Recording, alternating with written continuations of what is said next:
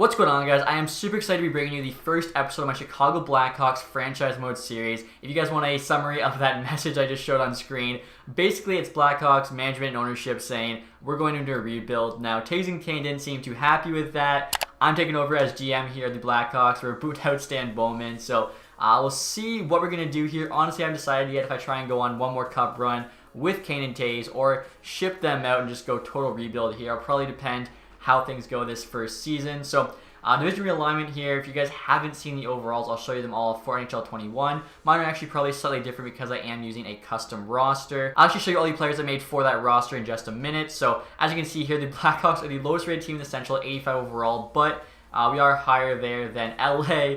That's the only other team in the West that's below us though, so not a good look. In the East, Ottawa's worse than us. We're tied with Detroit, which is really surprising.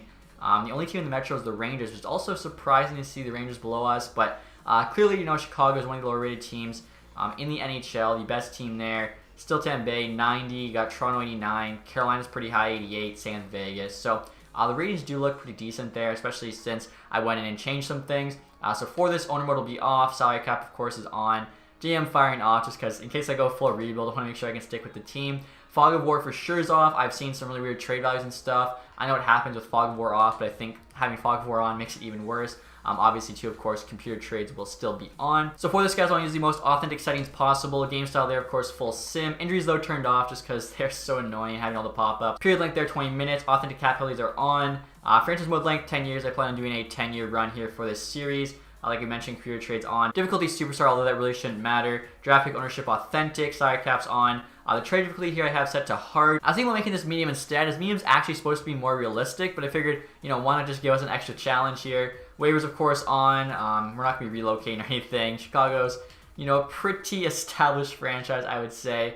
In terms of advanced settings, all I'm really going to do is set the sim engine scoring there to high. Draft class quality, I think I'm just going to leave that at medium.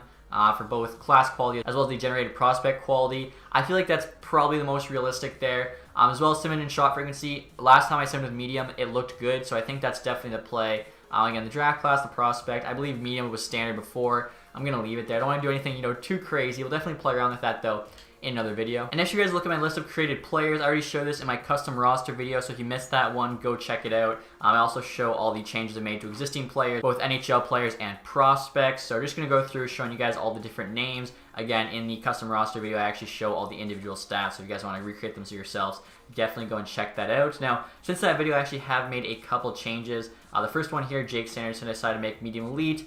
A lot of you guys were saying that. He was the 5th overall pick. I figured, why not? And the only other change, I guess, is actually in addition to this list. A lot of people are asking me to add him, and it is right here, Matvey Michkov. I hope I said that right. 5'9", 15-year-old, plays over in Russia. A lot of people are saying the next Ovechkin going to be a top pick in the 2023 draft. Could go first overall above Bedard. I'm thinking probably second. So I've got him 60 overall there, highly potential. Same rating as Bedard, slightly lower potential though. Already has a great shot on him. As you can see, it's almost all 80s there for a 60, which is pretty ridiculous, but I think he set a record for goals in whatever like Russian league he was playing in for 14-year-olds. So it's supposed to be really good. I'm very curious to see, you know, just how much him and Bedard grow going towards the draft, as it is still like 3 seasons away for them. You can see there Mirov, Knights, all these different guys. So very curious to see how they grow. And next, you guys are getting into the franchise mode. Gonna take a look at what we have to work with starting out here. I guess we'll look at the lines. Honestly, I feel like this isn't that bad of a team. That first line, DeBrincat, Taves, and Kane is pretty solid. You got Nylander, Janmark, and Kubalik actually in a +3, so that could be a second line. You might notice, though, Dylan Strome's not here. First priority is actually probably getting him a contract. Defense, Keith and Bockfist, I noticed get a +3, so probably going to run that as a top pair. Bockfist, of course, elite potential. That'll really help him grow, having a stable guy like Keith playing next to him. Dahan, Murphy, Seabrook, Zadorov. Again, like, it's not terrible. Subban, Delia, definitely we could have better goaltenders, that's for sure, but in terms of free agency, he's really not a goalie, so we have to trade for one. And maybe we don't mind having low-rated goalies, as obviously that would help us tank. AHL team there looks okay. So like I said, I guess first here we'll go and sign Dylan Strome. We got $8 million there in cap space. I'm pretty sure, too, like all the computer teams, if they have an RFA, they just get auto-signed 1 year, $700K. So, of course, we have to actually give Strome a contract. 23 years old, 84 overall, medium potential. He's a good player. Definitely want to get him locked up. 1 year, 2.2. That's pretty good for Strome. Even the 2 years, I kind of like the 2-year bridge. I'm trying to think. We don't really need cap space this year, so might as well get him cheaper next year because I feel like he will grow. We'll put 3.4 for 2. I'll get back to you later. Okay, sounds good. Honestly, I think that's a pretty good contract for Dylan Strome. Also, too, next year, guys, I'll actually show you all the trade values for this team. They're as you'd expect. And again, I think that should be the case for most teams that have gone in and edited the rosters. So, Kane, Bachvist, DeBrincat at the top. Strome's pretty close. Strome has more than Doc, which probably shouldn't be the case. I decided to leave Doc though at high top 6. People are saying I should make him medium elite. Thing is, I didn't want to make this any easier for myself. Also, too, a lot of times in NHL 20, Doc would actually grow from high top 6 to medium elite anyways. So I figured I'd leave him. Taze there doesn't have, too bad. Bodwin, Lucas Reichel I made medium top 6. Kubalik, even at 83 high top 6, isn't that high. Nylander I made sure to drop because if he had more than Doc, that would have just been dumb. In terms of draft picks, we still have a decent amount of draft picks there as well. So, like I said, I'm pretty optimistic for rebuilding the Chicago Blackhawks franchise. As well, I decided to throw actually the entire core on the trade block. Not necessarily going to trade them, but just kind of curious what offers we might get. So Kane, Taze, Keith, and Seabrook there. I think the only 4 players remaining from those 3 cup runs on the block. Again, we'll just kind of see what's out there. Also, too, because right now there's a ton of free agents available in free agency. In real life, there's a ton in-game. Matt Barzal doesn't have a contract yet. Could go hard, try and get him. Thing is, if we do bad, potentially giving up a really good player, not only this year, but next year, it would definitely cost 2 firsts. If the next year first is a Shane Wright, Matthews Avoid, Brad Lambert, I don't know. Dubois, Mantha, Bertuzzi. Of course, you actually have UFAs as well. So let's just look at the UFAs here. Mike Hoffman, $3.1 million for 85 overall winger. Would definitely be worth going after that. As well, too, I made sure to get Anthony Duclair in here. Unfortunately, Corey Perry, Travis Hamonic, I could not add. Duclair, I think, was with Chicago for a bit, but didn't do too great. So could bring him back, honestly. Also could bring back Dustin Byfuglien. I lowered him to 83, but still, if he's like on our second or third pair of D, I don't think it would be too bad. Like I mentioned, we could use a goalie, but yeah, the best one there, 81 Anderson, 81 Howard. Ducks just offered us a third for a fourth, a fifth, and Brandon Peary. I feel like that's just not good value for us. This trade I like quite a bit. Nashville offering us a second and a fourth for a second and Zach Smith. Zach Smith's making $3.2 million, which is honestly way too much for him. We're basically getting a 4th round pick. Yeah, I'm saying yes to that one. We have to call it Brian Carpenter, but that's fine. There you go. Dylan Strome did accept our offer, so I like that bridge deal they gave him, 3.4 for 2 years. Could send DeHaan off here to Tampa Bay. How they have money to get him, I have no idea. With a 5th round pick, or you know what it is? It's probably teams that are cap strapped. They get their guys at 700K, so Tampa gets Sabrelli, Sergachev, Chernak, all 700K, where teams that have cap space, like the Islanders still have a bit, Detroit, they actually have to pay their RFAs, which isn't really fair, but whatever. So Tampa, a second, and Lipinov for DeHaan and a 5th. Honestly, this seems like a pretty good trade, too. I think after doing this, we'll definitely go sign Byfuglien. So I'm on the free agency screen right now, guys, and just to show you, Matt Barzal is asking for $8 million for the next 7 years. If we were to offer him that, it would actually be the next 4 first-round picks, not 2. So we could do it, but honestly, for like realism, whatever, I don't want to sign like a big-name RFA who's probably just going to stay with their team anyways in real life. So I'm going to stay away from them. Hoffman is a free agent. He's going to go to Chicago in real life. Maybe, maybe not, but really no reason we can't sign him here. Dustin Byfuglien as well. I think if he comes back, Chicago is a realistic option for him to actually go back to. 1 year, $2.2 million. Let's see if we can get him to replace DeHaan there. And then Mike Hoffman for $3 million for 85 is honestly such good value. Play him in our top 6, flip him at the deadline. I'll give him 3.5 to make sure he goes to our team. I think that could be a great asset for us. And honestly, guys, there's got another trade I kind of like. Florida's offering us a 3rd and a 6th for a 3rd and Ryan Carpenter. Carpenter's like a 78, making $1 million for the next 2 years. I don't really mind shipping him off for a 6th round pick. I'm sure he was going to play 4th line center for Smith. I'm sure we have someone else that can fill that role. If not, we'll just call somebody up. Going through the preseason right now. There we go. Byfuglien signs. I was going to say, waiting to hear from him as well as Mike Hoffman. Hoffman signs as well. Okay, so I know people are going to say the Hoffman sign might not be the most realistic, but like I said, I'm going to stay off the RFAs. I think that's fair enough. So after all those signs and trades, I want to give you guys an update on this team's roster. You'll see the team stats there is conservative stellar. I don't think that changes no matter what you do until you get to the deadline. You actually choose it. So as you can see there, DeBrincat, Strome, and Kane the first line in a +3. I think this is actually huge as both DeBrincat and Strome are medium elite. Playing top line with Kane. Hopefully they can grow a ton. You got Kubalik on the second line there with Taze and Hoffman again. Hopefully Hoffman does well. We just flip him at the deadline. Unless we're in a playoff spot, we might keep him. Janmark there playing with Doc and Nylander on the 3rd line. Doc I would like in the top 6, but he's got the third line role. +2 I noticed. I don't know why. 72 endurance, but the rest of his stats are really good. I wish I would have noticed that earlier. I would have definitely bumped it up, but third line for 9 I think is fine for him. Shaw, Walmart, and Puri on the 4th line. They're getting a -1, but honestly, ice time allocation there, roll 3 lines. I don't really care about those guys growing. So Keith Bacchus, I kept the top pair. We got Bufflin playing with Zadorov on the 2nd, Murphy, Seabrook on the bottom. Of course, goalies haven't changed. Special teams I set up, I think, pretty nicely. The first power unit there, it was getting a +3. Did it not save? What is going on? All right, guys, so something is definitely bugged with chemistry. Look at this. I put Taze to the wing. It shows +3. Doesn't go through. I put Taze back to center. It shows +3. Doesn't go through. I don't know what's going on there. I assume it has to do with like the secondary position, but either way, the first unit looks good. The second unit looks good. We actually got Hoffman and Bufflin, 2 new guys, both on the backhand for that second unit. 4-man power play there as well, I think is pretty solid. Penalty kill, +3 with Taze and Dog. Hopefully they can shut it down. And next you guys look at the 3-man penalty kill. I was actually able to get 0 for both of them, which is pretty good. The only issue is the center spot's in the bottom left where the lefty should be. Center should be on top. So I'm not sure if in-game Taze will be playing center, as that's what it says, or if it's actually going to be Connor Murphy playing center. For that reason, I'm actually going to make it so the second unit has Walmart as the center. That way we kind of got both of our bases covered. It's really bad we have to do this, but luckily it's actually 0 chemistry for both no matter what. So again, I've heard some issues with franchise. This one here is new. I don't know what's going on with that power play. Next year, guys, I'll actually show you the AHL team quick.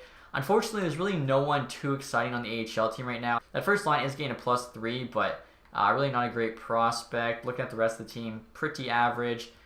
Defense here, you can see we got Bodwin on the bottom pair. He's the guy we want to get most excited about. 20 years old, 74 overall, medium top 4 potential. Let's see here. Ooh, that's not good. That's even better though. I'll put him up there. Currently have Alex Vlasic scratch. What if we subbed him in for TJ Brennan? Still gets a +1. Real life he's playing in college. Put him on the bottom pair though in the AHL because there's no college in this game. And of course, no change yet to captaincy, guys. Taze there wearing the C. We got Keith and Seabrook both wearing A's. Actually, isn't Kane wearing A and Seabrook's usually scratched? We'll take the A off of Seabrook there. Give it to Patty Kane. That's definitely a weird choice there by the game. And 2, before we actually start the sim, I want to show you guys offense, defense, and goaltending with the new additions. I'm sure it's a bit higher than it was before. I think we were, 85 overall, so keep that in mind. Let's see here. 92 offense, quite high, 85 D, and then 80 goaltending. So yeah, I think we'll be an exciting team. I don't mind the lower rated goalies. I don't want to make too big of a trade here to start. Like I said, if we can go on one more cup run with Taze and Kane, I wouldn't mind that. The 2021 drafts, nothing crazy. But for 2022, unless we look like a cup contender, definitely going to go full rebuild. And as I start the sim, guys, we just got a very interesting trade-off from the Boston Bruins. A second-round pick, a Yaroslav Halak, and a 4th for Duncan Keith and 2 4ths. So, I mean, Keith's still not too bad of a defenseman. Obviously older, $5.5 million there for 3 more years. Halak would be good enough to be our starting goaltender. We get a second on top of that. The thing is, the reason I'm actually leaning towards not doing this trade is just because Bacchus playing on the first pair with Duncan Keith gets a +3 chemistry bonus, so that's really going to help out his growth.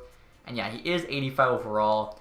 Honestly, that's a solid offer from the Boston Bruins. I'm going to say no for now, just basically because I think Bacchus will grow a ton playing with him. And we just got another pretty decent trade-off here, guys, for a goaltender. Arizona wants to give us Antti Ranta, a 3rd and a 4th, for a 2nd, a 6th, and Brendan Peary. Honestly, I feel like this is actually a really good offer. Like, we drop back 1 round, then we move up 2 rounds.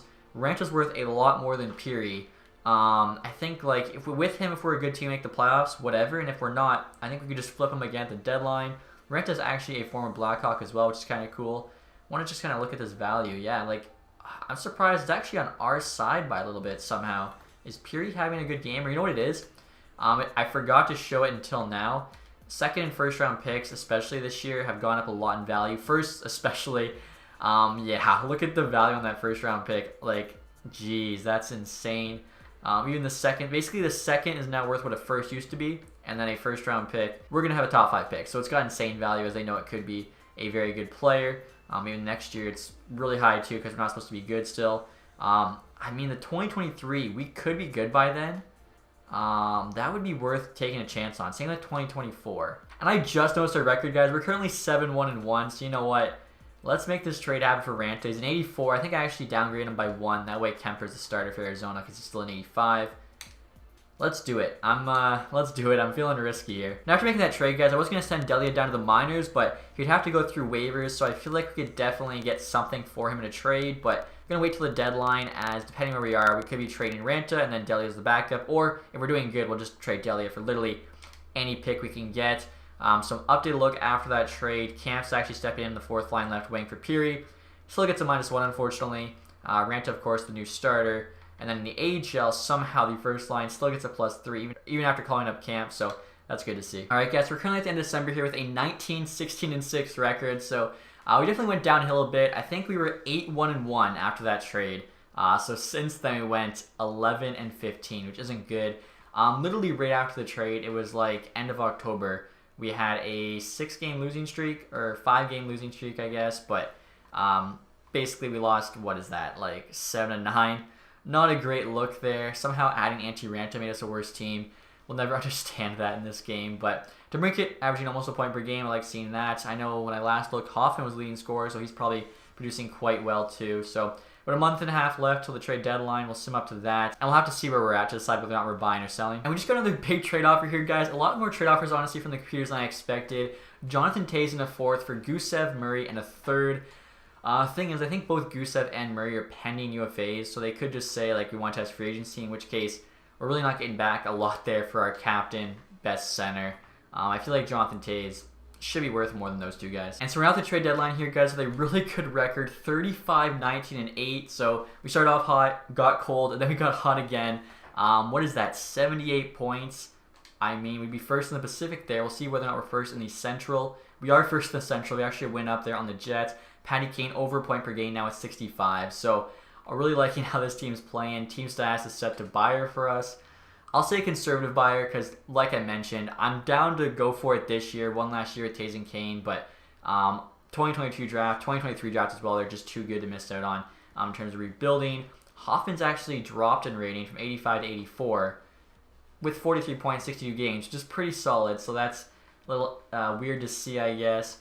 Defensively, Bachvis is now an 85. Oh my gosh. So that's why I kept Keith around. He grew 5 in, what is that, 5 months? October, November, December, January, February. Yeah, literally an overall month. 20 points in 62 games. Isn't even that good, but logging a bunch of time. That's insane. So he's the number 1 of the future for sure. Really for trades, we'll try and trade the 3rd string goalie we have. Maybe try and trade like Seabrook. Other than that, though, I'm just kind of curious to see what's on the trade block because I'm going to keep our 1st round pick, I think, unless it still has like the ridiculous value, but I doubt it because we're just too good of a team at this point. 1st round pick does still have a decent amount of value, but not as much as it had, which kind of sucks. I should have bet on us, trade it when it had a ton of value, but that's obviously a very, very risky move. So like I was saying, guys, I'm setting our status here to conservative buyer. We're 1st in the division. We have to be, but I definitely don't want to give up any big name prospects or anything like that. Just give me extra players. I forgot Toews is still on the block, but I mean, honestly, I would listen to offers. Yandel, Spurgeon, Fleury, Vegas still hasn't traded him. Subban there. Josh Bailey, Brock Nelson, interesting. Anthony Mantha, wow. 1 year left, $3.3 million. So I guess he just accepted his qualifying offer. Jarmelson there.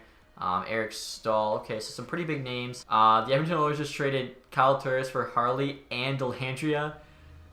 Turris is a decent player, but Harley's medium top 4 potential and Dellandrea's medium top 6. I've seen some trades like that on Twitter where basically decent players on really good contracts are getting traded for way too much, and that's a prime example right there. So that's unfortunate to see. I don't know. We'll see kind of how much that affects this. Did Red Wings just trade Mantha? They did. Bobby Ryan and Merrill to the Carolina Hurricanes in exchange for a 1st round pick and Ryan Suzuki. See, that one's actually pretty realistic. Mantha's very good. They also get a couple other pieces. The 1st round pick for Carolina is probably going to be pretty late as well. I just updated the trade block here, guys. Toews is still there just because curious what we'll get. And then Shaw, Seabrook, overpaid. Delia, 3rd stringer, don't really need him. Avalanche just made a trade as well. 1st round pick, Cott and Foodie to the Islanders for Josh Bailey and Pelech. Some big trades going down. Alright, guys, the trade just went down across the ticker. I have to show this one. Washington got Evan Rodriguez and Teddy Bluger from Pittsburgh for a 2nd, Alexiev, who's got medium top 4, I believe, and Connor McMichael, who's got medium top 6. What is happening? Also, you look at the bottom, Jordan Eberle there with the Coyotes. Islanders got a 2nd there and a goalie prospect. And Devils just traded Paul Mary to the Predators. Anaheim just traded a 2nd and a 5th to New Jersey for Nikita Gusev. That's honestly a pretty good deal. Eric Stahl and a 3rd to the Vegas Golden Knights for Marc-Andre Fleury and Coghlan going to Buffalo. Fleury going to Buffalo. They get their starting goaltender. That's interesting. They were pretty good last I checked. I'm actually going to check right now to see if they're still up there in the standings. Because adding Fleury, wow, yeah, they just got much, much better. Florida Panthers just traded Keith Yandle to Philadelphia Flyers for a first-round pick and Bobby Brink. That's a lot to give up for Yandle, but honestly, that's a lot more realistic than some of the other trades we've seen. Also, too, we have Hayes and Yandle united on Philly, which I think is going to be pretty cool. And like I was saying before, guys, I got a lot more 2022 picks in 2021. We only have 5 picks there in 2021. So right now, I'm trying to make a trade go down. We'll do a 5th 2022 with Delia for Fanasayev on the block from the Predators. 20 years old, 64 overall, low top 6. I feel like he'd be a pretty good ad there for basically free. And they want Delia. Trades rejected. Delia just isn't where he needs to be. I thought that was a pretty good offer. Florida's doing worse right now, so I guess we'll do Arizona. I noticed too, Arizona still has their picks. They didn't lose them, whatever, like they did in real life. So a 3rd in Delia for Fanasayev. That seems like very good trade offer. There we go. Probably was honestly a little bit too much. And a big trade went down between Minnesota and Philly. Philly's been quite active. This time they trade a first-round pick and Rubsaw to the Wild in exchange for Bukestad, Granlund, and Hunt. So I guess Minnesota signed Granlund, bringing him back, which honestly I could see happening in real life. Like, he was really good there. Hasn't been as good on Nashville. Carolina trades Jake Bean, 5th and a 6th, for David Riddick. That's actually kind of interesting. So they'll go with him and Mrazek now, opposed to Mrazek and Reimer. Definitely one of the most active trade deadlines ever. If TSN was doing their trade frenzy, James definitely be going nuts right now. And I just checked out Kyle Turris' trade value. It's actually slightly above Radulov and Ben because even with 82 overall, he's on a very good contract, 1.6 for the next 2 years. I still can't believe that though. And then Edmonton for Kyle Turris gets 2 solid prospects. Again, Harley medium top 4. Where is he? Dellandrea medium top 6. Harley's already a 74. Like, that's a highway robbery there from Holland. And I just noticed actually they never signed Ethan Bear. So that's interesting. And the trade deadline's almost over now, guys. So I figured I'd just show you some of the biggest trades. As I say that, the Flames trade a first-round pick and a prospect to the Ottawa Senators in exchange for Sherry, a 3rd, and that's Mike Stone, not Mark Stone. That seems like a lot because we know how much the firsts are worth, even if Calgary's a good team. Also, Arizona Edmonton made kind of a blockbuster. Edmonton gets Dremelson there and Labushkin. Arizona gets Evan Bouchard and Dylan Holloway. So Edmonton's 2 of their last 3 first-round picks. I don't know, some of the prospects that are getting traded, it's not as bad probably as the Kyle Turris trade, but it's like Edmonton got a couple awesome prospects, then traded them away. Morgan Frost, 3rd and 4th. The Devils in exchange for Soderberg and a 3rd. I don't know about that one. Like, again, I was looking at it. I think I'll show you guys, hopefully before we get stopped here, how much time do we have left? 7 minutes. The Minnesota Wild was a really good example of why certain players have really high trade values.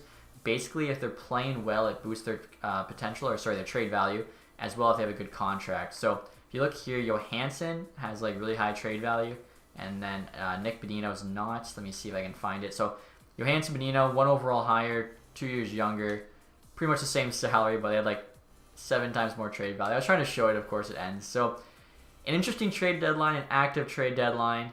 Of course, right there it's showing us some of the bigger trades. That Philly-Florida one was actually kind of realistic. It was a few. I think the bigger trades were the most realistic opposed to the smaller deals. Again, we weren't very active because we're first in the division. I didn't expect us to be here.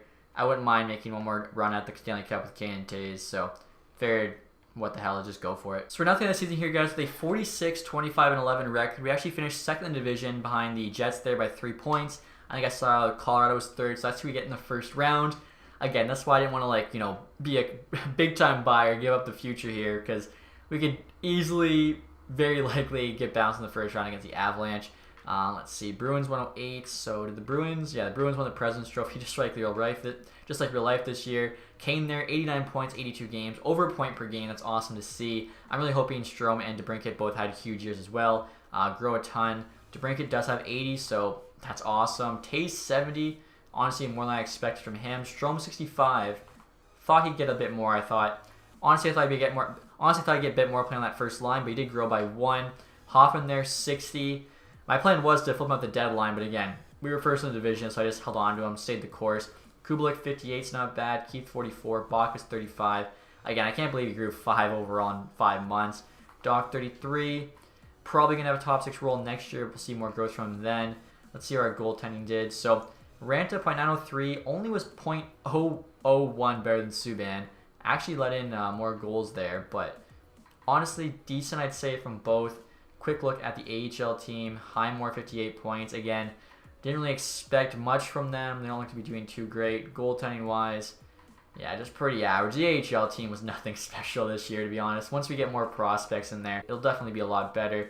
So entire league, Scheifele 118. Stammer, Bergeron, Eichel, Wheeler, Ovechkin, Panarin, Sagan, McKinnon. McKinnon tied Ovi there. Maurice Richard. Stammer took it with 53. Wow. McKinnon, Ovi just one behind them. So close race there for sure. Next, we'll just take a look at the entire NHL standings. I want to see actually who finished last. I'm thinking Islanders maybe because they were trading away so many people. Boston, Tampa 1 and 2. So yeah, very similar to real life. Us getting 5th honestly is the most unrealistic thing so far. We did sign Hoffman, Bufflin. Still though, we made that trade for Ranta. Anaheim 11th and San Jose 12th is also pretty unrealistic. Minnesota 14th, I don't know. The rest though, let's see. Any teams who should be higher? Vancouver 20, Vegas for sure should be higher. I don't know. I made Stone and Theodore better. They got Pietrangelo. They have Leonard as the starter. I'm not sure how they did so bad. LA last, Arizona. The Rangers is definitely surprising too, but I think we are actually the biggest surprise this year, finishing 5th place. So, like I mentioned, we have the Avalanche in the first round. We'll see what their team is looking like. I'm trying to remember if they made a big trade during the trade deadline. So many happened, it's hard to remember them all, but I don't think they did. So basically, we're just going to look and see if they had any growth, what the lines look like. Burakovsky, McKinnon, Rantanen. They actually have Landeskog in the second line with Calvert and Jost. Bailey, my bad. That's a pretty big trade. Who they got in the third line with Kadri and Donskoy. A lot of depth in the top 9. Even the fourth line there. Nichushkin, Comfort, Brandon Saad. That's a ton of depth throughout all 4 forward lines, if we're being honest. Nichushkin as well, people were asking. I did increase his defensive awareness, as well as shot block, stick checks. Just made him a much better defensive player. And I made him a two-way forward opposed to sniper. Just kind of fit better with real life. McCarthy's up to an 87. Byram, they actually put in the NHL immediately.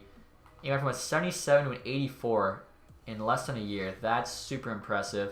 Pellets they got along with Josh Bailey, Johnson, Graves, Gerard. That's a lot of D-depth. Grubauer, Franco. So I think their goaltending is honestly their weakest point, and it's not even that weak. Yeah, that's a Stanley Cup winning team by the looks of it. I don't see us winning this one, but you never know. Let's in the first game here. Nothing in the first period. Joss in the second. Nothing in the third. Okay, so low-scoring game there. I guess, we kept it close. Lose by 1. Again, Colorado, most people have probably as a Stanley Cup favorite for this 2021 Stanley Cup. And we unfortunately had them in the first round. But we shouldn't even be here. I'm hoping we can get a steal with our first round pick. Maybe Wallstedt in the middle of it or something. Get our future goalie. Burakovsky there. We haven't scored a goal yet in these playoffs. That's not good. All right, we're down 2-0 to the Avalanche. And both those games were actually at home in Chicago. That's not a good look. So heading to Denver now. I'm hoping I'm not incorrect about that. I'm pretty sure the Avalanche play in Denver. So here we go. Game 3. We need to at least get a goal. There we go. Who got our first goal? Dustin Bufflin. Second period, Hoffman and Kampf. Bufflin again. We're actually up 4-3. And Josh Bailey makes it go to OT. And OT winner DeBrincat. So we get a win there. That's awesome. 5-4. The leaders on this team, Kane, Taze, even Duncan Keith. He's won a Conn Smythe trophy. They have yet to score a goal for us. But obviously those first 2 games, not a good look. We'll see if we could tie the series up. We'll have some life here. It'll basically just be a best of 3. Game number 4. Wow, okay. So we got a couple. Down 3-2. Nylander, Rantanen, and they get another one from McKinnon. Looks like an empty netter there. 39 seconds left. So we lose 5-3. Again, a pretty close game. They'd have to pull a Golden State here. We'd have to come back down 3-1. Is it possible? Yes. Is it likely? It's definitely not. Game 5. Here we go. We're up 2. Taze and Shaw. I called Taze out. Kane. Where's Kane been? I don't think he has a goal yet. Hoffman and Keith. Okay, I called Keith out as well. So it's just Patty Kane looking to show up in these playoffs. But we can stay alive there. Game number 5. Can we go back-to-back and move on through this first round? I mean, if we take out Colorado, we can literally beat any team. We do a pretty good Cinderella story, I think, after, front office puts out the letter we're rebuilding, then we win the cup that year. Like, how crazy would that be? Kane, there he is, finally shows up. Down 2-1, up 4-3, big second period. Kane again, Seabrook of all people. Dustin Bufflin. Are you kidding me? Kadri forces OT. Let's go. We need OT here. We're actually getting outshot almost double. Landeskog, the captain of the Avalanche. Alright, so I mean, we forced Game 6 to OT. We made it a series for sure. Unfortunately, came up a little short there. I didn't expect us to even be in the playoffs, so honestly, I'm happy as long as we get some growth from this team, which we already had a good amount of. I would say it was a successful season. And we're now about a month away from the draft here, guys, so I decided I want to take my first look at the draft class. I made sure to make all my scouts amateurs. So I guess scouting is broken. I have 2 scouts in the OHL. Not scouting Brant Clark, apparently. Luke Hughes not getting scouted. I just have it on auto scout. Apparently that's not the way to go. So we'll have to be definitely relying on central scouting. Are we going to have any gems? No gems. Okay. What? What is this? And check this out, guys. Playoffs have ended. Stanley Cup champions are the San Jose Sharks. Imagine that. I mean, they lose Tim Stützle, the always centers, because of the Carlson trade, but they come back and win the cup.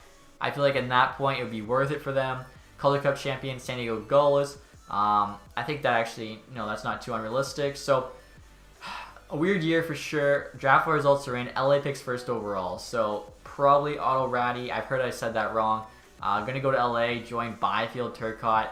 Rangers get second. So, are you kidding me? LA and New York just swapped spots from last year, but both picking in the top 2.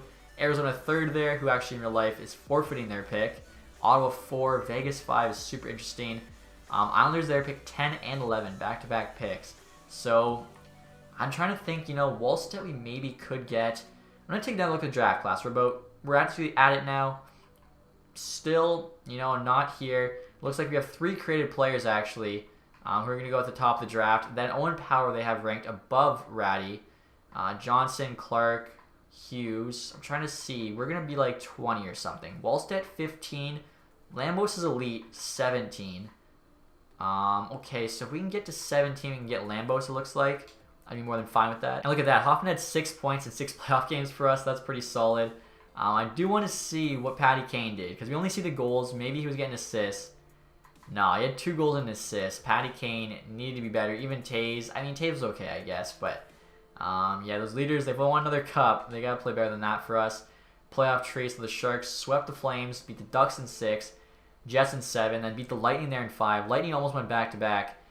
They went through the Capitals in 7, Bruins in 6, Penguins in 5. So, pretty interesting playoffs there. I'll take a look at the awards next here. Of course, we know all the team awards at this point. Individual awards, Scheifele, Art Ross also got the Hart. John Carlson got the James Norris, even after we downgraded his defensive stats a little bit. Kyle Connor and Lady Bing, interesting. Kaprizov got the Calder. Honestly, I think he's got an outside chance at it here, kind of a dark horse. Most people think Lafreniere. It could be Kaprizov if he goes off. Meyer, Conn Smythe, Vasilevsky, Vezina. He also got the William Jennings Trophy. Yossi, Bill Masterton. It's kind of interesting. Was Nashville bad? I honestly don't remember. Sharks coach Jack Adams. Makes sense if they went on to win the cup. Kopitar Selke. Surprised it wasn't O'Reilly.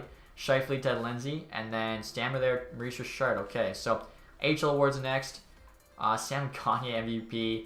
Check this out, guys. Ant Whistle on our AHL team had 36 goals this year, which I didn't really think much of. Like, not bad for sure. Like, a pretty good season. But apparently that was actually good for the most goals in AHL. So, no one went off this year.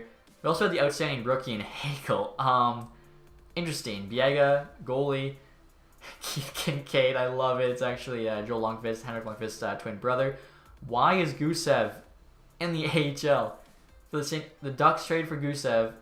MVP of the playoffs. So I'm guessing they traded for him because of cap couldn't get him up to the NHL. Although I actually made it so Ryan Kessler had like a center case salary to reflect him most likely being on LTIR this year if they need him to be. So I'm not I basically helped out Anaheim and they still somehow messed up the cap, but they won the Calder Cup, so maybe they say it's worth it.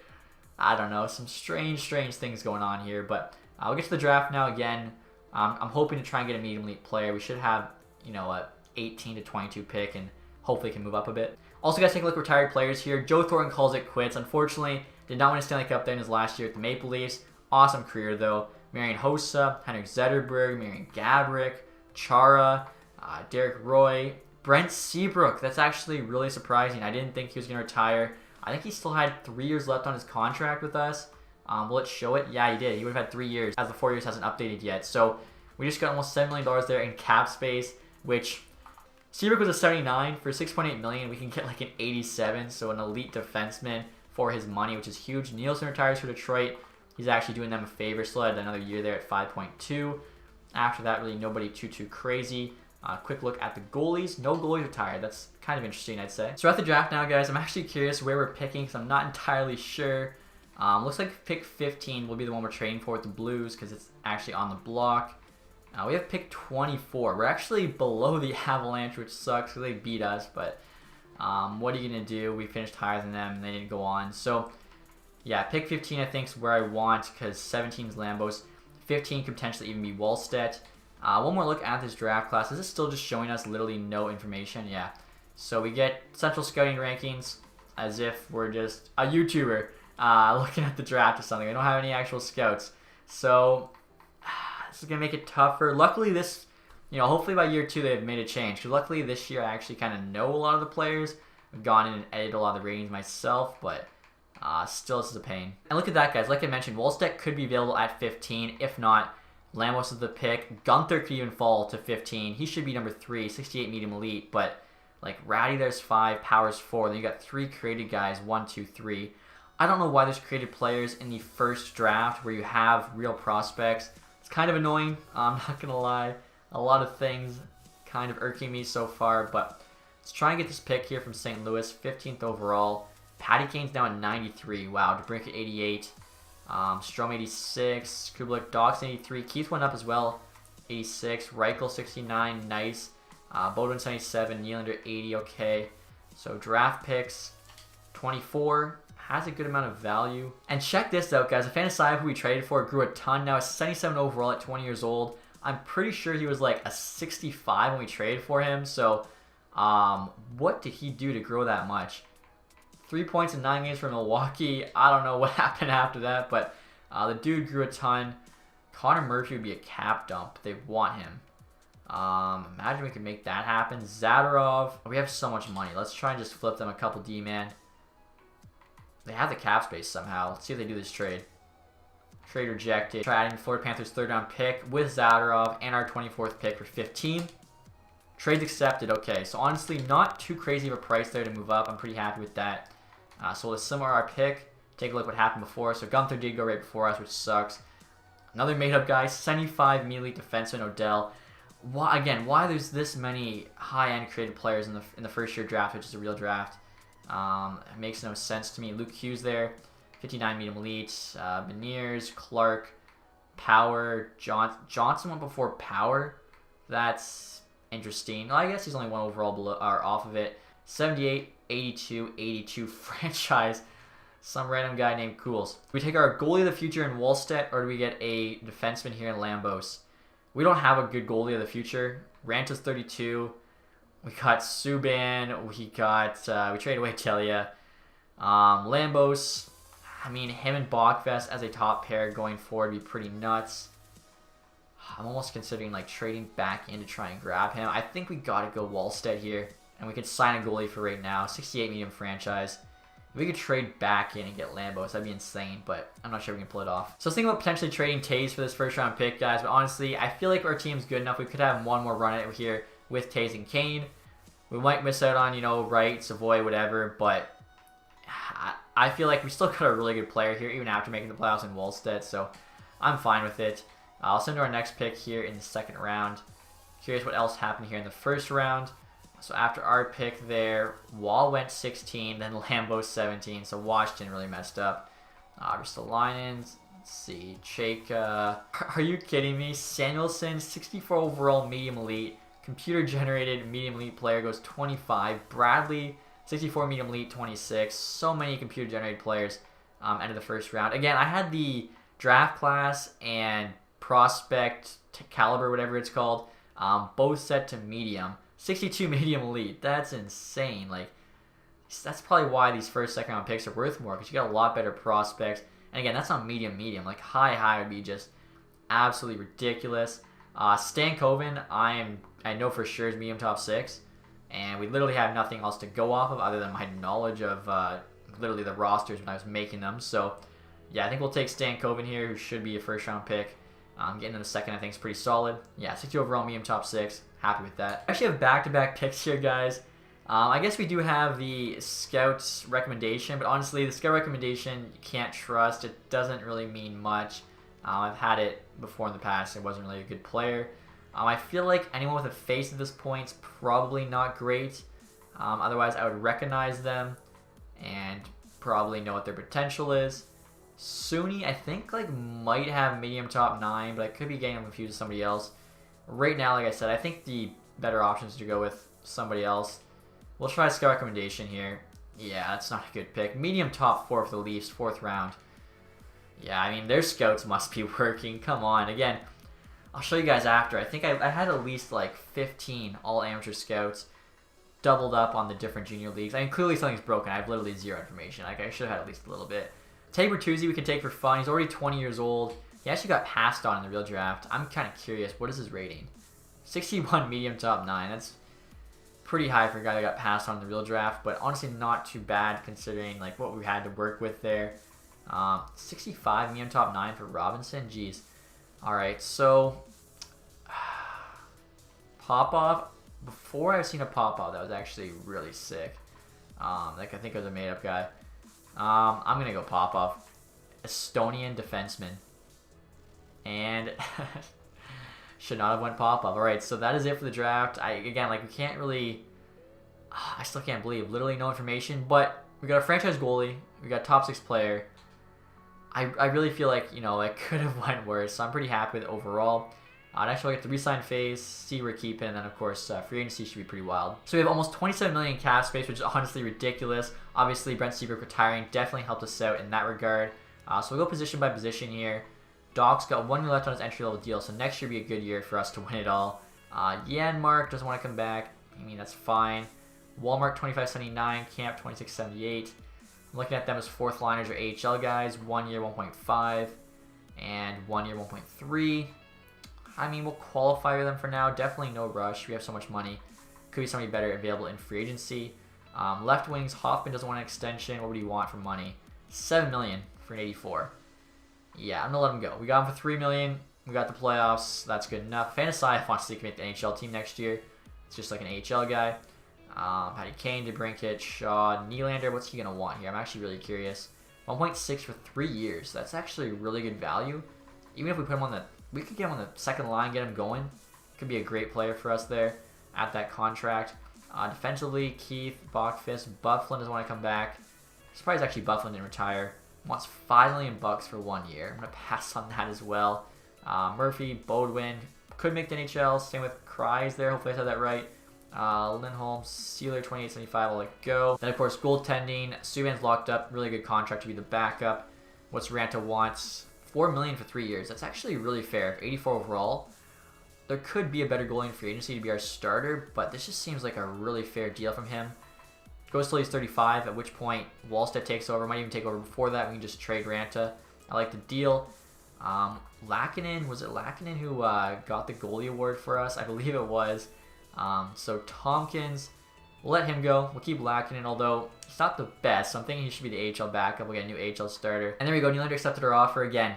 Put him in the top 6 role. Could play well in that contract. Could be amazing. Ranta accepts. Wallstedt accepts. So I think like everyone that needed to accept it, honestly. And I was thinking about paying Walmart and Camp a bit more money, guys, but honestly, I think they might accept the qualifying offers, so we'll just leave it at that. And after that, I went through, made a bunch of people offers who I still want on the team, let a lot of people go. I think we actually need like 4, maybe 5 AHL defensemen to sign, but we have a lot of money, a lot of roster spots, so it should be fine. And it looks like everyone made offers on accepted, so we'll send to free agency now. See kind of what big names are out there. Taylor Hall could be back in free agency. Obviously, Mike Hoffman's back in free agency. And we have a lot of money to spend, so I don't know. This could be a very, very quick rebuild. $23 million. Alex Ovechkin. Washington was unable to keep him. That would be kind of crazy. Taylor Hall is there as well, like we mentioned. Dougie Hamilton. Real life, I think he might go to free agency because he's going to get paid. Maybe Detroit, you know, get our number one defense. We miss out on Torrey Krug. Landeskog's there. Nugent Hopkins. Tatar. Sergeyev's an RFA. Mantha's there. Is Mantha an RFA or UFA? He's a UFA. Oh my gosh. David Krejci, Eric Stahl. Wow. And we have $23 million in cap space. So we're getting somebody for sure, at least hopefully. Tuukka Rask is here. Jordan Binnington. Really interesting. Freddie Anderson as well. We have Ranta. Rask, I mean, wants the same amount of money as Bainton because he's just so much older. Anderson there. Could go and get one of those guys. Like I said, though, I think I'm probably fine with Ranta for now, and then Wallstick can kind of take over. And yeah, I'm looking at their saber percentages. Tuukka Rask at a .905, playing on the best team in the league in Boston. Bainton at a .903. Anderson at a .9. I'm pretty sure Ranta was .902, so right around similar to them on a worse team, or at least worse on paper. So, I mean, we want Dougie Hamilton for sure. 90 overall. He's just too good to pass up on. We'll offer him the $10 million, I think. 90 overall. D-men don't come around that often. 10.5 for 7 years. It's a big contract. I mean, $7 million that, though, was Seabrook money, so who cares? Then we still have $13 million to try and get an all-star forward. Also, guys, I just noticed Marcus Johansson down 85, asking for $7.5 million. So I'm thinking same thing probably happened to Kyle Turris. It was an 82, team-friendly deal, probably playing really well, jumped up to an 85, still under contract as an 85 overall at like $1.5 million, which is why the trade that Dallas made with Edmonton is actually not too bad, which, again, like I said, would make more sense. 83 here, asking for $6.8 million. Some of these asks, I mean, $6 million for 83, 84, you might as well just add, like, literally, what, an extra million or two, and you get an elite player. You guys know I'm leaning Taylor Hall, because he is one of my favorite players. Ovechkin, 35, 95 overall. I can't believe he's leaving Washington. And you know what, guys? I'm thinking, screw it. Let's go after Ovechkin here. See what happens. We'll offer him 11.3 for 1 year. He's 95 overall. I mean, we put him on a line with... Honestly, we could just go him, Taze, and Kane as our first line. And that could just be a Cup first line, to be honest with you. Hamilton, we'll see what he says. I'm thinking the reason being 1 year left, and then Doc and Bachvis both need new contracts, so to give us a bit more cap flexibility than signing Hall, which I'm still down to do if we miss out on Ovechkin. Just, like I said, makes our life a lot easier. Want to see as well, just two-way players here, best available. Ryan Kuffner, 26, 76, medium top 6. Good guy just added the AHL forward group. Dallin here, I'm surprised. 23, 68, low top 6. Senishin as well, Boston doesn't keep. What a first round pick. 24, 74, low top 6. I actually did downgrade him. Waugh here, 24, 75, medium top 4. I mean, for sure, he actually seems like he'd be a really good AHL defense, and we need, like I said, 4 or 5, so probably sign him. Belpedio here. 25, 74, good enough. For some reason, LA let Clay go. 23, 76, low. Why is his potential low top 4? He should have medium top 4. He must have had, 4 goals and 32 assists is pretty solid. And I'm 99% sure his potential is medium top 4. So he must have dropped for some reason. Sarah Jarvie, 24, 72. Again, we need a ton of AHL D-man, so we'll sign all these guys. Rassen in here, it's 2017 7th round pick by the Leafs. 22.68, low top 4, free agent as well. I should have offered him more money there. I just kind of did the contract too fast. Douglas, 21.67, medium top 9. Like, did all these teams have like too many roster spots or something? This dude, by the way, if you guys don't know, he played for the Spits. He's 6'8", 250 pounds. He'd be just like the perfect fourth line center. And you got this Cole Fonstad guy and Sokolov, both 21, 67 overall. Pretty good chance with that rating at that age, with the medium top 9 potential for both, that they become NHL players, even if bomb 6 guys. Getting for free, we really just can't pass him up. I'll check goalies quick too. Sockard, why did Ottawa not give him a contract? He's 31 overall at 20 years old already. Starting potential. I have to sign him. What? Oh, he's an RFA. Okay, never mind. I'm already halfway there, so I'll make the offer. But I was going to say, if he was a UFA, I was going to be like, what the heck? Vavalainen's UFA. 24.77 medium starters. Not bad. Like, he should become at least a backup. He'll be our AHL starter for sure. So I guess Wallstad will just go back to Sweden for us. Hopefully he says yes. All right, so Curtis Douglas there accepted the offer. Sokolov as well. Fonstad. Rassen. So we're getting some good AHL talent here. Like I said, last year didn't have much, although we still won a couple awards. It's okay, we got the most goals. Kuffner. Vavalainen, we got the goalie, which is nice. Belpedio rejects our offer. Roster's full. I can't believe the roster's full already. Clegg accepted, though. Again, I don't know why he dropped. Senishin. Waugh. We'll have to make a trade to make room for Belpedio. Saugard. I doubt Ottawa doesn't match. Sorry, Drivey accepts. And next year, guys, I'm offering Arizona 4 of our lowest trade value players for a 3rd round pick. Edgelow actually had a decent AHL last year, like 50 odd points, but 26 years old AHL potential, even though he has 74 overall. Hakkarainen there is not great. Chalupa, same thing. Johnson, like, they're all just whatever. And yeah, trade rejected. Okay, so that's good to see that didn't go through. I figured I would try it though. We'll go for a 5th, then a 6th, then a 7th. They have so many contract spots. Yeah, okay, so 5th round pick for just extra dudes is actually really good. Are you kidding me? I literally predicted it. Dougie Hamilton, I appreciate your interest, but decided to go with another team at this time. Simply did not offer me the dollars I feel I deserve based on my skills. Wow, I offered him, I think, a bit extra. Wonder what Detroit gave him, and I said, in real life, I think Detroit, you know, we'd have the money. We'd hopefully be starting to turn it around. He's still pretty young. Ovechkin, though, did sign with us. We get the cover boy. I was thinking Hamilton might say yes, Ovi no. Is Taylor Hall still available? He is. We could get Hull and Ovechkin, say screw defense, just score more than any other team. I'm literally considering it. Mantha's there as well. Thing is, Hull's 5 overall higher. Hull must have had a really good year too, because Hull starts out in 88. He's up to a 91. Yeah, he had, was that 107 points? I think my math's not off there. So, Taylor Hall will be a pretty good signing.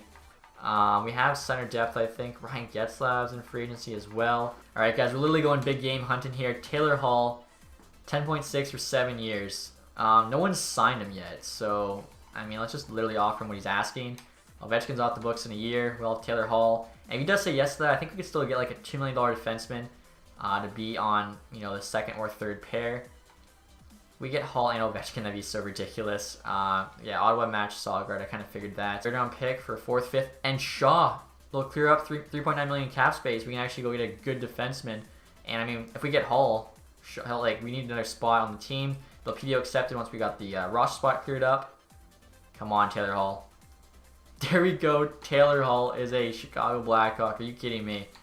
12 points, 12 playoff games last year. I don't mind seeing that. And yeah, we have $5.5 million still in cap space. We could go get a defenseman, a pretty good one as well. Martinez, is that the highest rating? 83. So Edler was here. He must have just signed. Chernak, 83, 4.6. He's actually gone up one, I think, because I made him an 82, I want to say. 24, he's still pretty young. Vatanen, Goligoski, Bufflin. What would he actually cost? 4.6. Is that a 1st round pick, or can we get away with a 2nd round pick? You don't have the picks, so that must be a 2nd, because I believe before that it's like a 1st and a 3rd. And looking at value defenseman here, Gavrikov's available, 25 years old, 80 overall, top 6 potential. You can maybe get up 1 or 2 more. No one's interested right now. Same with Zadorov, who we included in the trade for the 1st round pick. We could bring him back. Compared to Gavrikov, looks like slightly better physical. Honestly, looks to be a bit better throughout everything, but Gavrikov is actually a year younger and a little bit cheaper. 3 teams want Alexiak. They want that 6'7" guy. I wouldn't mind getting Gavrikov here. 1.6, 2 years, basically the last 2 years of him growing. And honestly, so taking over for $1 million, so it's 600K. I think we'd still have 4.8 million. I think we could still sign Martinez here out of the defense. I'll do 2 years, 4.8, and see what he says. Wow, Martinez actually accepted the next day. He was waiting for an offer. And we'll see if Gavrikov says yes. Again, could have went Zadorov, but he didn't really impress me like crazy. No, we actually went with Arizona, so okay. Maybe you could go bring Zadorov back since Gavrikov told us to take a hike. Zadorov is still there, wants 1.6. We have basically that. 2 years. Let's do 1 year, just because I don't know how people are going to develop and stuff. Looked like Buffalo was also interested. Again, we included him in that 1st round pick trade, so to get him back for free would be kind of nuts. And he is coming back, so no hard feelings, I guess. So we're in the fall now, guys, and surprisingly, Walmart and Camp both haven't accepted their qualifying offers. 2.6 million in cap space, 775K for Camp. That's a steal. I feel like his qualifying offer is more than that. 950K for Walmart. Okay, perfect. And now before I show you guys what this team's looking like heading into next season, I first wanted to take a quick look at the record book. So on the left shows who on the team right now leads in each category. Patty Kane's got 1,111 points. Pretty cool. Keith, 16 games played. It's basically all Patty Kane, Duncan Keith, except for Ranta, but there's only ever 2 goals at a time anyways. All time you can see Makita, 1467. Will Kane pass that on the Chicago Blackhawks? We'll have to wait and see. You can see all the other records there. Chris Chelios, wow, 1,500 penalty minutes. He had it up. It's pretty nuts. You also take a look at season records here. So games played is kind of dumb, but penalty minutes in his season, goals, points, assists. Savard's 131. Kane's got 110. Took Kane 21 away. Maybe he could pass that with us. Rookie stats there as well. I mean, Wallstedt's not going to have a chance to do that, but maybe we'll get a sick rookie who can break some of those. As well, you have the game records here. So this is kind of cool. Al Rollins, 59 saves in the game. Pat Stapleton, 6 assists. Max Bentley, 7 points. Grant Mulvey there, 5 goals. So be curious, if we can beat any of those records. And then, of course, you got the all-time NHL records. I don't think we'll be ranking many of these, though. Most game played, Gordie Howe. Goalie games played, most goals, most points, most assists. It's all Wayne Gretzky. So, I mean, most 50-goal seasons, Mike Bossy, 9. It'd be cool if we could, you know, obviously put our name into some of the record books. But like I mentioned before, guys, next year I actually want to show you this team. Our status is actually a buyer now. So basically that's what it used to be when it was champion. That first line's nasty. You got Ovechkin, Strome, and Kane with the chemistry bonus. 96, 89, and 98. Ridiculous first line. Our second line is literally a first line. Taylor Hall, Taves, DeBrincat, also getting a +1. Nylander would make it a +3. The thing is, DeBrincat's 7 better than Nylander. I feel like it makes more sense just to leave him on the second line. Nylander there playing with Doc and Kubalik on the third. I think that was the same third as last year. Vanasia's on the NHL team now, so that trade we made for him actually turned out to be really, really good. I can't believe how fast he grew. Walmark there and Camp also on the fourth line. Both guys we just got locked up. Keith Backes still the top pair. Worked out pretty well last year. Murphy, Martinez, Zadorov, and Bodwin's actually making the jump to the NHL. Ranta there at NHL starter, and Suman backing him up. We'll see how this team does. Again, definitely a lot more high-power offense than defense. In terms of the AHL team, Lucas Reichel's now first line. 71 overall, getting a +3, playing like a 74. I'm hoping he grows. One thing I noticed that kind of sucks, though, he's listed as a center. You can no longer edit position or player type. I thought for some reason it was just player type. He's only got 63 face-offs, so probably be a winger for us forever. He's getting +3 right now, still though playing on the wing, so it probably doesn't matter too much all the time. This fourth line here, you can see we got Curtis Douglas, 6'8", again. Future fourth line setter hopefully for us. Clegg, Waugh, again, I had to sign so many defensemen. They actually all get pretty decent chemistry too, +1s. Goaltending wise, we have a line 79 starter. Lankin in there, 74 backups, pretty good. So overall, I'm actually really liking how this team looks after just 1 year. Didn't make any, too big a shakeup. Seabrook retiring, I think, was nice for us. I think, if we're in the mix of it this year again, we'll probably try and win that cup with Taves and Kane. Maybe it'll be next year, 2023, we decide to pull the plug. Trade them away while they're still under contract, 1 year left, and then go for Bedard first overall. 97 offense is pretty ridiculous. 87 defense isn't too bad. 83 goaltending. Looking at Ovi, though, as a Chicago Blackhawk, I don't know. It's definitely different. But that's going to be it, guys, for this episode. Hopefully you enjoyed it. If you did, leave a thumbs up. If you have any recommendations at all for what I'm doing here, if you just found some other glitches, a way to work around it, whatever it is, leave it in the comments section. If you want to make sure you don't miss the next episode, make sure you hit that subscribe button. And as always, guys, thanks so much for watching. Have a nice day. Goodbye.